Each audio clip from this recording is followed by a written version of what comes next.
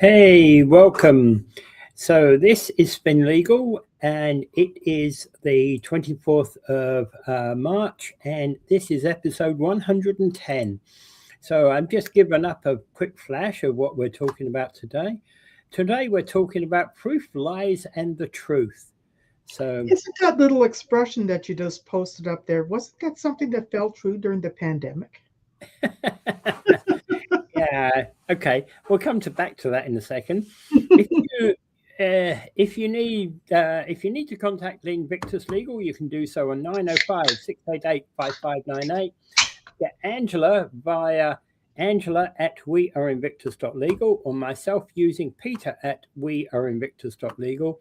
And as you would always know, we are Invictus.legal. That's the website. There you go. Okay. So here we go. So let me put this up.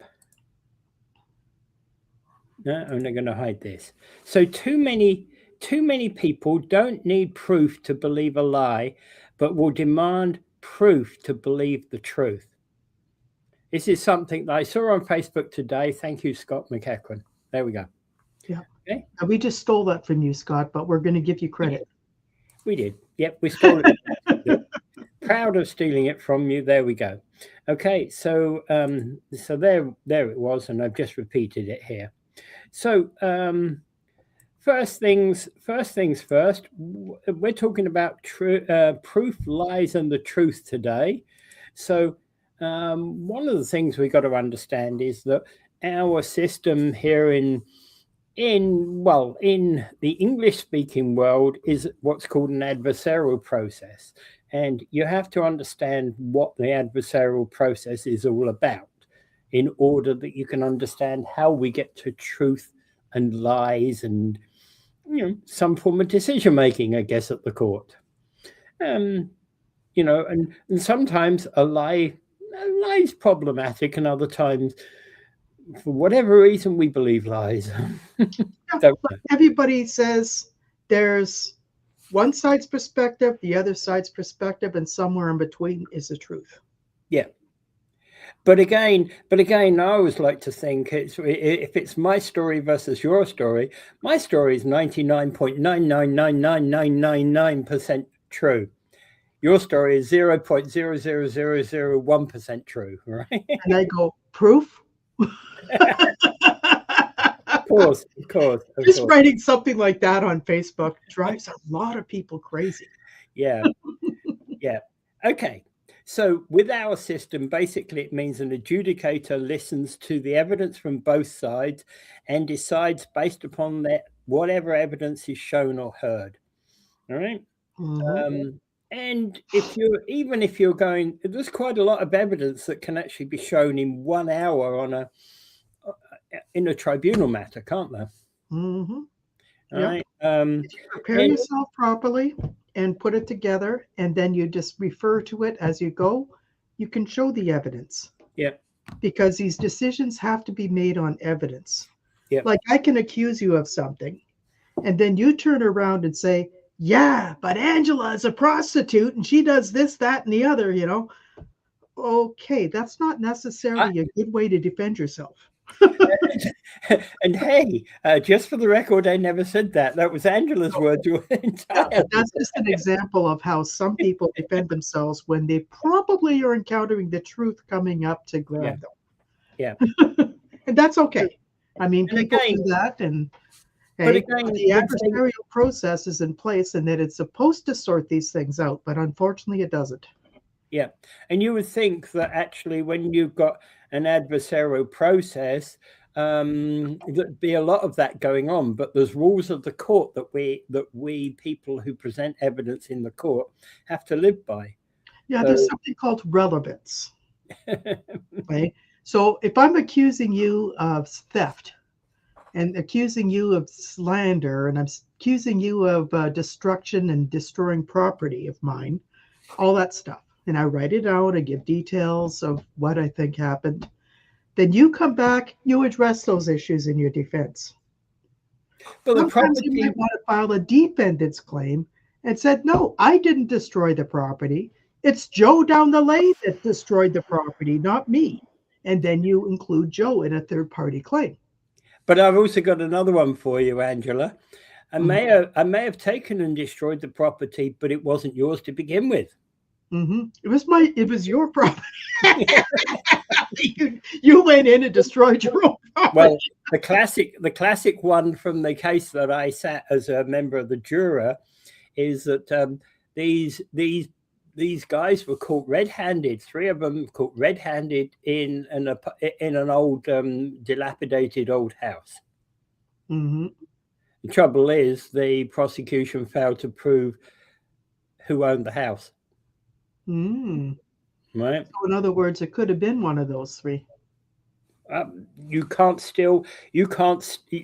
the definition of theft is that intention to deprive the owner permanently thereof it.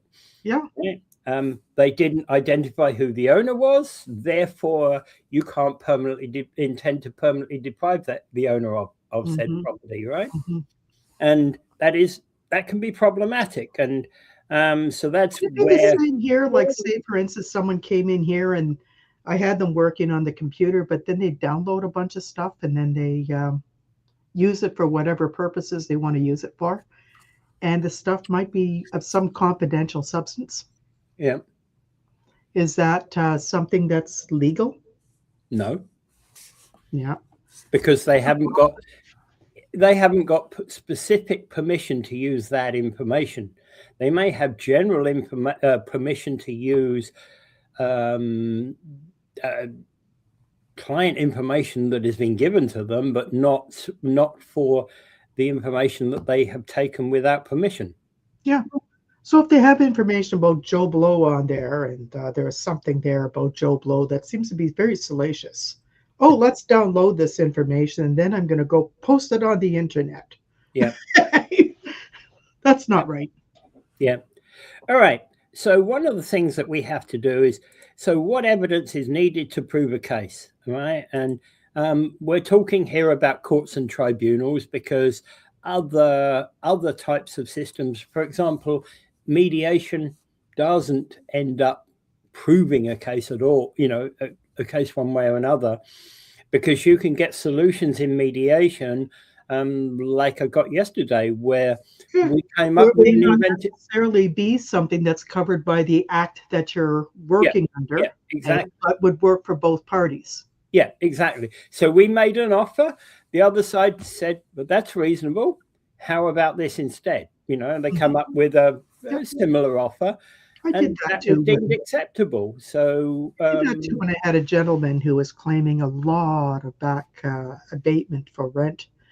And there's a lot of work he did on the property and so forth. And then the landlord kept hassling him and sending him N5s and everything to get him out. So then we went there and we did a counter on him and on the landlord. And then what we did is we got into a discussion. And at the end of the day, my client had won a significant amount of abatement. Okay? Although the landlord said they were going to pay him, but they didn't after a month. So I told the client just to deduct it from his rent as he goes. Yeah. And write a letter to the landlord saying he's doing that. Right? That was exactly the same as what happened with me yesterday. Went through this situation. I was representing the tenant. I made a suggestion about some way that we could move forward. And the landlord said, "Well, I like this tenant. He's a nice person. Never had a problem with him. Yeah, he was once or twice late on the rent, but that was years ago, right? Yeah. And not, and hey, they look after the property. Good people." So they came up with a deal. We came up with a deal, and if we were there to shake hands, I think there would have been some handshaking and hugging going on. Yep, there would have been. I mean, there's a lot of times the landlord things just go kind of crazy. Yeah. And I think in this case, the tenant was upset because of an unfair rent hike or something. Yeah. Okay? But that was basically, and basically what you've got to hear both sides to an argument, and in a mediation, you're hearing both sides to an argument in a slightly different way, and you can come up with more inventive solutions in a mediation than you can. Sometimes can kind of nudge a little bit to kind of get some suggestions. Yep. And then they go back and then they talk about it and come back. And eventually the discussion comes around to something that both people could live on. I've been in many mediations, and it's an interesting thing to do. It doesn't litigate, like you don't go in there, you're not exposing anybody, but what you're doing is you're resolving an issue, which I think is an important thing, in some cases. But there are some cases where it just doesn't work. Like they don't want to resolve it. They just want to continue to litigate. Yeah, we're putting our stake in the ground. Crazy tenant that just doesn't want to talk about it, doesn't want to agree to move, where we're offering them thousands of dollars to leave, everything, but they don't want to take it. We've had cases like that, and they still go in there, continue to destroy the property, continue not to pay rent. And then they come up with some story or whatever why they're not doing it. It's these things like that we deal with, these high conflict landlord and tenant board situations. All right, let's remember we're talking about proof, truth, and lies here. Right. So in courts and tribunals, you have to hear both sides, and in a criminal court, the important point here is that we're looking at a standard which is called beyond a reasonable doubt. Exactly. So, which means even if you have a smidgen of doubt, the possibility that Joe, the defendant, wasn't in Hamilton on that day. He says he was in Halifax. He gave us a story about where he went in Halifax. Now, I don't know Halifax, but I tend to believe the postmaster when the postmaster came on and said he had a conversation with Joe in the coffee bar. Yeah. That type of thing. That's a smidgen of doubt. And all of that evidence that showed that actually Joe did handle the murder weapon. Joe's DNA is on the murder weapon, etc., etc. Now, that's a tough one to get all the true crime stories out. That's a tough one to overcome, and I deliberately put a whole bunch of oddities there together. So, and how you come to a decision upon that one, beyond a reasonable doubt, means that if there's some room for doubt, you have to find not guilty. Yeah. Exactly. And this is usually when they have to give instructions to a jury, and the judge has to give specific instructions. Yeah. And it has to be clear. So, because they can actually get an appeal based on wrongful instructions. And there is actually case law about what beyond a reasonable doubt means. Yeah, exactly. Most people don't need to hear the case law, most juries don't ever need to hear it. But a judge, when the case is going to fall upon what beyond a reasonable doubt is going to be, will have to define what that is for the jury.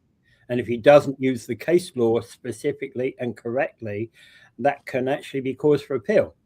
Right? Okay. The next one is civil and beyond balance of probabilities. Well, that means that it's more likely to be true for the plaintiff than it is not. This cup, it was heated in the microwave less than 5 minutes ago. Is it hot or is it cold? It's all cold already, right? God. Well, it's more likely that it's hot, right? Yeah. Because of the fact on the balance of probabilities that this cup is more likely to be hot than cold. Yeah, exactly. Like this here. I just took it out of the fridge. Yeah. Okay, and it's likely to be cold. I do hope A&W are going to pay us $5,000. If it's not. Some people will sue over the drop of a hat. So the question here is, with all of these things, whether you're listening to it on a criminal situation or a civil situation, you've got to look at each piece of evidence and you've got to kind of ask yourself, did I hear the truth or was it a lie? Yeah. Right. And one of the problems that I think we face when it comes to things like truth and lies is it's sometimes the truth is hard to believe, Because it's a long story. I went to Mary's house. I went to Bert's house. I went to da da da da da da da da da da da da, and this is what happened. Oh my, sorry. Mary told Joe, then Joe told Bill, and the game of telephone. And I'm sorry, but I've already yawned 300 times by the time you told me the whole story. Now I forgot how it began. and you see what I mean? Truth is hard, but is hard to believe. Yeah. So then we move, and also the other thing about that with truth is truth can sometimes be harmful, at least to the party that it digs in and tell. It's like Angela's wearing a reddish shirt today. There can be no doubt about this. We can see it on TV, and it's useless Angela telling us that she's got a yellow shirt on. It's just nobody is going to believe Angela's got a yellow shirt on. Yeah. Right. But for all the yellow shirt invested people out there, they're going to be very upset. They have organizations like that, Yeah.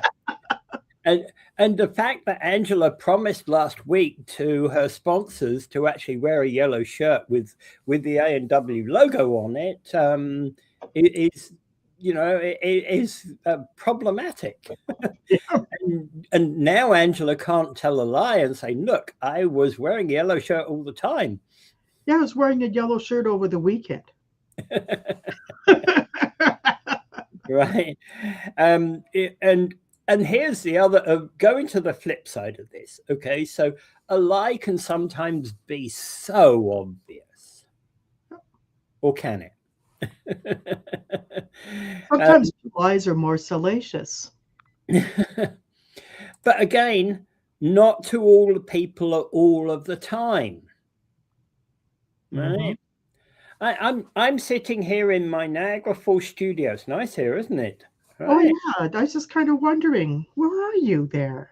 Yeah, I'm in my Niagara Falls studio, but if I were to actually go, if I were to go to the right place, and I were to actually put off the visual effects, you can see the truth that, hey, I'm sat here in front of a wall, or I'm in the same room as you are, or wow, that's or like a mirror image, or you're in Invictus office. I'm at the Invictus office, or I'm here at my office, or here in your own office. Yeah.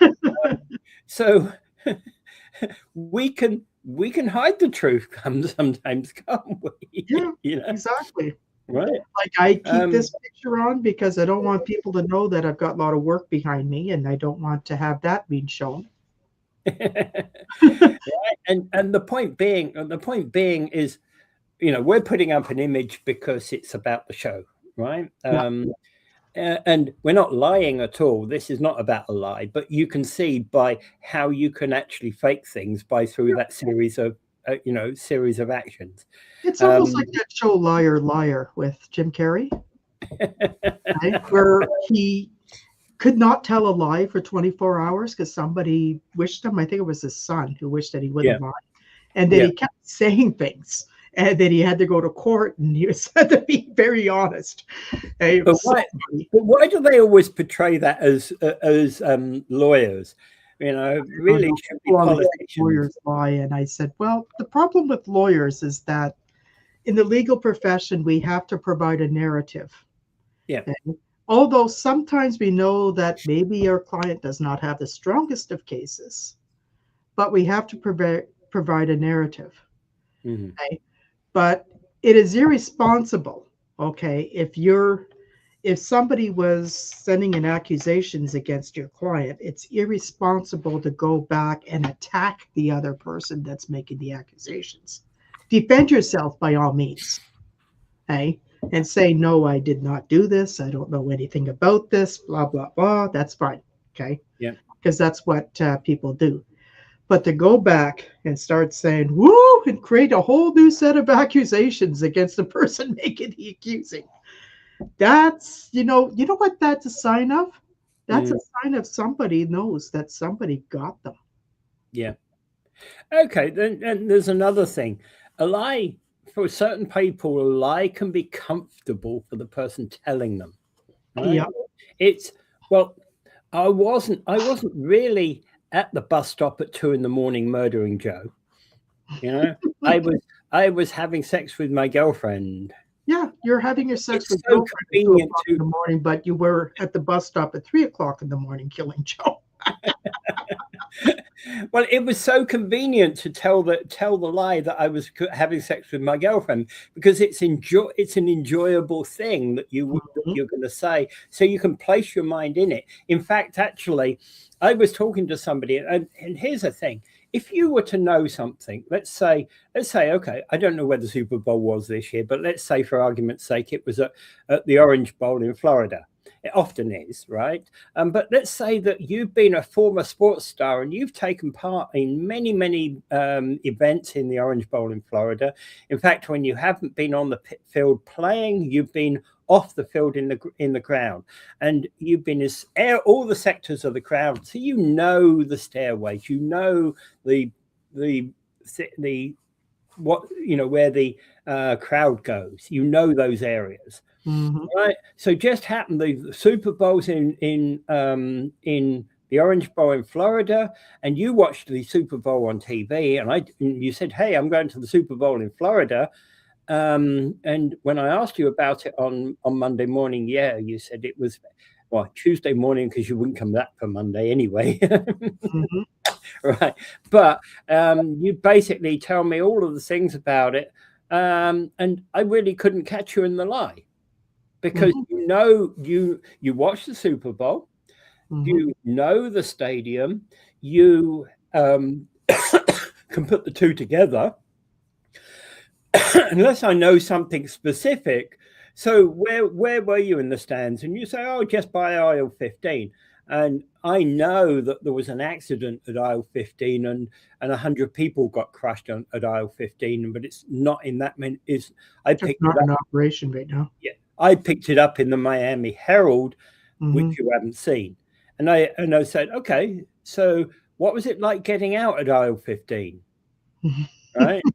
I'd have to know that information in order to catch you in the lie, wouldn't I? Yeah. Or did somebody cry fire at the back of the stadium? Exactly. That'll get everybody knocking each other down. Some lies are comfortable for the person telling them, because I don't know you weren't at the Super Bowl on Sunday. You know, I believe you, because I have a tendency to want to believe you, because it's a believable story. Sure, I saw the Super Bowl, and I saw you know that one player scored 2 great touchdowns, and yeah, I'm stunned by it. You know, of course, right? But of course, what we have to remember, of course, is this whole thing that we're back to, is that too many people don't need proof to believe a lie, but will demand proof to believe the truth. Yeah, that's why I always say, prove it, prove it. Yeah. Yeah. And that actually, you know, so that's where we end up in a situation whereby, you know, then we are going to ask the question about this is, how do you decide? Right? Yeah. And some things, you know, like people who are pathological liars, they start off with a small lie, and then they start building it until they go up to the big whoppers of lie, you know? Yeah. So they start off small and they grow and grow and grow until they become whoppers. Right? The trouble is, as soon as a lie becomes such a whopper, all you need is a little pinprick to actually cause it to implode, don't you? Exactly. Right? I used to know some people like that. I don't know why they do that and why they like to lie, why they have to be untruthful about things. Like they weren't lying about anything major.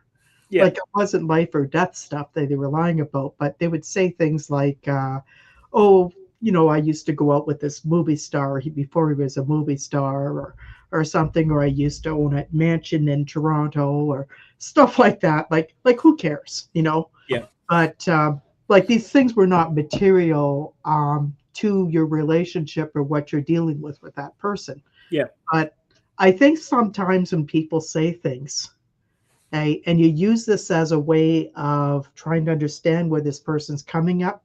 And when they deal with important things, that also helps you establish the credibility of that person. Yeah. Okay? And And in how truthful they are and consistent. yeah.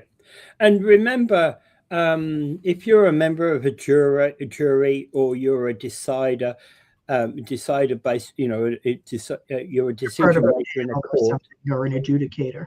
Yeah, an adjudicator or a judge or somebody in a court. The truth here is determined by evidence, and the part of the challenge we face is that we were talking about sometimes a lie being so obvious, but the adjudicators kind of somehow gotten comfortable into that lie. Yeah, I think so. And this is where they have to examine their own biases. Yeah. Okay? This is why I get concerned sometimes before things like the Landlord and Tenant Tribunal and some other places where there may be somebody who's just freshly appointed as a tribunal adjudicator who might have been a landlord all their life. Mm-hmm. Yeah. Their empathies may lie with being a landlord, and they're hearing a tenant case. Yeah. Yeah. Okay? So there has to be somebody, they have to train them in this kind of special balance that they have to have. Well, also, in part, I think to myself, if I were in that situation where I was, judicially making that decision, I'd be thinking to myself, okay, so if this is a tenant's rights case brought by the tenant, there's an element of problems that the tenant is facing that haven't been resolvable by their normal interactions with the landlord. Mm-hmm. There has to be a tendency of truth to their story. Yeah, like I would probably go with this and I would listen to the tenant, and afterwards, as an adjudicator, there's questions of my own I might want to ask. Yeah. To see if the tenant had notified the landlord and when and how. Yeah. Okay, and what was the response. So we get to know this sort of thing and how this is doing. And this is where it's very important when you get to these hearings, not to come back, and the landlord can't go back and jump in and say, oh, and the tenant is a slob. When the hearing is not about whether the tenant is a slob or not. And you have to be, this is why when you have these hearings, they have to be narrowed down so that the facts are presented up. Yeah. And then people will give their opinion and what happened and their arguments, so that you could take that as an adjudicator and says, okay, I believe this one more than that one because. And there will have to be some determination with respect to your decision. And in respect of all of, whether it's a tribunal decision or a court decision, right, with everything that is done in Canadian courts, in American courts, in British courts, in Australian courts, New Zealand courts, etc., where the common law is used, there has to be a reasoned decision. Mm-hmm. So I believe the truth of this situation is ABC because DEF, right? Yeah. You have to explain why you believe that to be true. And in fact, actually, that can then lead to, so you do an analysis. We heard Joe talking about the problems that he had with the fact that the landlord, he had trouble walking down the path because the landlord had not straightened the path. The concrete slabs were all higgledy-piggledy, and being that Joe is actually a person of poor eyesight, he keeps tripping or stubbing his toe on said paving, right? So from the evidence, I hear and believe that to be the truth of the situation. And I heard that the landlord stated that last month he did fix those things, and in fact the tenant just did what he did to actually break them again. To be quite honest, I've examined the evidence. I've listened to both sides of the story. And whilst I do believe that the landlord has tried to repair this situation, he's not taken the tenant's disability into consideration in maintaining the pathway.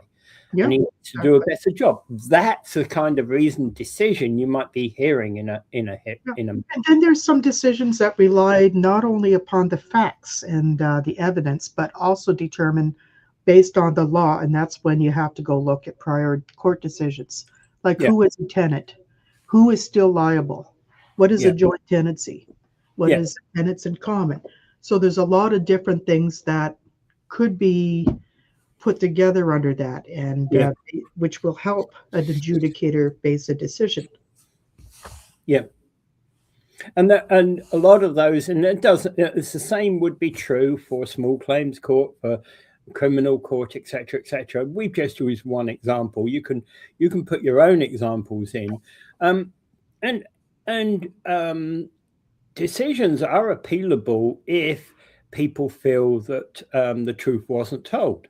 Yeah, if they feel the truth wasn't told, or if they feel the law was interpreted wrong, or there was a significant error in finding, or if something was submitted but it was not considered. There's a number of things that should be put into a tribunal. They call it a review or a reconsideration. And then there's an appeal if there's an issue of law that's questioned. Yeah, exactly. And those sort of things is what an appeal person will decide. But again, it'd be interesting to point out that just because you believe that Joe lied throughout his entire evidence, and 100% of what Joe said was a lie from end to end, doesn't mean that the adjudicator, and let's take it on face value, it was a lie, right? Doesn't mean the adjudicator is going to find in your favor. Yeah, because this is what, have you ever sat through a whole hearing and the other side just continued to lie, and your client is sitting there, he's a liar, Yeah. Oh, I hate that. Yeah. And I have sat through exactly that hearing, and at the end of the day, I've also then been in the situation whereby my client was sitting next to me here, and saying, that's a lie, everything that was said, lie, right? And when the decision came in, the client he didn't believe a word that he said. They believed the lies all the way down the line. It happens, right? And even when you on the evidence that's provided, and maybe what your client did was just go in and deny, not providing alternative evidence. And even when you put it in for a review or an appeal, the new adjudicator who's looking at it again believes the lie. Wasn't there a case one time that was written all about you? It's about how Peter tried the case, not about the person and the issue. Anyway, but you understand where I'm saying. That one was deserving of a good review. Anyway, you understand where I'm saying, and at the end of the day, lies unfortunately do get out there. Yeah, and this is where we have to be extremely careful. In the legal profession, we have to be really careful and stop and try to talk to your clients about it. Yes, we need to represent our clients. We need to talk to them. They're upset about something. Something happened. Okay, we need to figure it out. Get them to gather as much evidence for you as possible. Get them to work with you to come up with their story so that we can tell the narrative, the way that would best favor your client. Because otherwise it becomes something where it's he said, she said, and that doesn't work very well. And at the end of the day, you were talking earlier on about the Jim Carrey movie about Liar, Liar, and I was saying, well, how come lawyers are always told about, accused of telling lies? Not about lawyers or people in court telling lies. It's about they still have to paint the picture as far as their client did it, as far as their client encountered the situation. Their client's favor in terms of what are the facts that are in favor of their client. Yes, exactly. And everything, everybody, like as I said, there's this side, that side, and the truth is somewhere in the middle. And the point being is it's not about telling a lie. It's about you have a duty to your client to tell their story. Mm-hmm. And there's a number of ways to tell that story. And in order to get that story out there, you've got to go into those kind of methods to tell that story. So it's not about legal representatives telling lies. Yeah, exactly. Like I remember people say, "Oh yeah, lawyers are liars." Not in the way that politicians are liars. Yeah, politicians are real liars. These are the ones that tell the big whoppers. Yeah. All right. Yeah, we will lower prices. We will do all of this stuff, and then they get into power and nothing happens. Yeah. We will, yes, Mr. Jones, we will make life more comfortable for you until we actually get affordability now. Okay? Affordability is a big issue where all politicians of all parties, of all levels, are trying to tell everybody they're making life more affordable for us. But in the meantime, the public is looking at this and saying, no, it isn't. Yeah. All right. Okay. Let's leave it at that point, right? Yeah. Okay. Yeah. So if you need to contact Invictus Legal, you can do so on 905-688-5598. Email Angela with Angela@weareinvictus.legal, or myself using Peter at weareinvictus.legal, or visit the website weareinvictus.legal. And Angela? Yep, and what you heard today on Spin Legal, whether it's this show or any other shows in this series, this is not legal advice. If you need specific legal advice, then please contact a paralegal or a lawyer. While we would love to have you here, come to Invictus Legal and talk to us about whatever it is you're concerned about. We can at least point you in the right direction, if not represent you. We do encourage people to seek the facts. Don't go to Facebook University. Don't go to Google. Don't go to ChatGPT. Okay? You come to us, or come to a paralegal or a lawyer. Yeah. And with that, I thank you for tuning in for this particular episode, and we shall see you next Tuesday. Yep. See you next Tuesday.